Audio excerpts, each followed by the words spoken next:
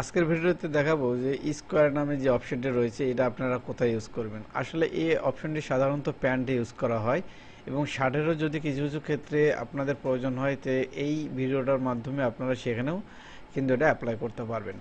তবে দেখাবো যে কিভাবে এটা অ্যাপ্লাই করবেন। তো অনেক সময় কিন্তু এই যে প্যান্টের আমরা যখন এখানে কাজ করি তখন কিন্তু আমরা এখানে অনেক সময় কিন্তু ম্যানুয়ালে কিন্তু এই পয়েন্টটা দিয়ে থাকি, কারণ এইটা যখন এখান থেকে ভাঙবে অথবা এইটা যখন এখান থেকে ভাঙবে যাতে এই ফেব্রিকটুকু যাতে একেবারে মিলিত হয়ে যায়। তা যা আমরা যেহেতু টার্ন ব্যাগের যে অপশনটা ইউজ করে থাকি ঠিক সেমভাবে কিন্তু এটা এভাবে ইউজ করবেন। যেমনটি ধরেন আপনারা যখন একটি কাজ করবেন তখন কিন্তু ফেব্রিকটা কিন্তু যদি বাড়তি না থাকে, মিলিত না থাকে, যদি সাইডে থাকে তাহলে কিন্তু অনেকটাই প্রবলেমের সম্মুখীন হতে হয়। তো যাই হোক, দেখাবো যে স্কোয়ার অপশনটি কীভাবে ইউজ করবেন। তো এটা আইকনটা দেখে কিন্তু বোঝা যাচ্ছে যে আসলে এটা কিভাবে হবে। তো প্রতিটা আইকন যদি আপনারা দেখেন তাহলেও কিন্তু আপনারা বুঝতে পারবেন না আসলে কোন আইকনটা দিয়ে আপনারা কি করার চেষ্টা করতেছেন। তো যাই হোক, স্কোয়ারটা আমরা নিয়ে নিলাম। এখানে দেখা যাচ্ছে select a corner to make a square corner. Okay, তো আমরা এটা নেওয়ার পরে আমরা ঠিক এখানে ডাবল ক্লিক করব, একটা ক্লিক করলাম, এরপর আরেকটা ক্লিক করলাম। তো এইটা দেখেন উপরে চলে গেছে। তো এটা সাধারণত কিন্তু উপরে কিন্তু প্রয়োজন হয় না, এটা কিন্তু নিচে প্রয়োজন হয়। তো আমরা এটা রেগুলার দিয়ে আমরা আগের জায়গায় ফিরে যাব। আমরা এটা আনডু দেব। ওকে, এরপর আবার এখান থেকে আমরা এই যে স্কোয়ার অপশনটা নিয়ে আমরা ঠিক এখান থেকে এখানে দিয়ে দেবো।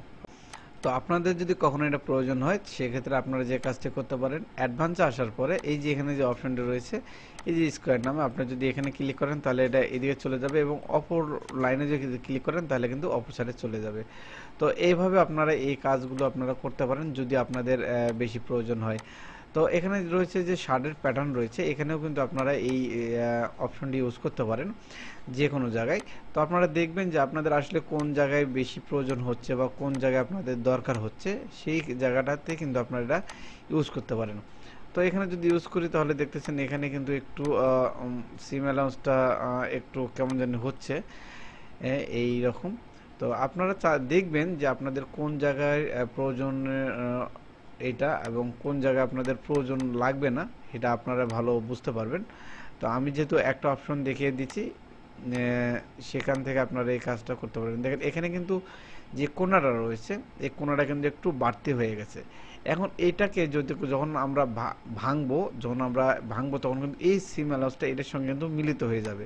তো এই যে এই অপশনটার কাজটাই হচ্ছে এটা, যে আপনারা সিম অ্যালাউন্স যেমন এখানে কিন্তু এটা যখন আমরা ভাঙবো, সহজ ভাষায় বুঝিয়ে দিই, এইটা যখন আমরা এখানে ভাঙবো তখন এইটা কিন্তু সিম অ্যালাউন্সটা সহ কিন্তু যাবে না, এটা কিন্তু বাড়তে চলে যাবে। আবার যদি এটা এখানে যদি একটু ক্লিক করি একটু বাড়তি হয়ে গেছে, এই যে বাড়তি যে ফেব্রিকটা সেটা কিন্তু এখান থেকে মিলিত হয়ে যাবে।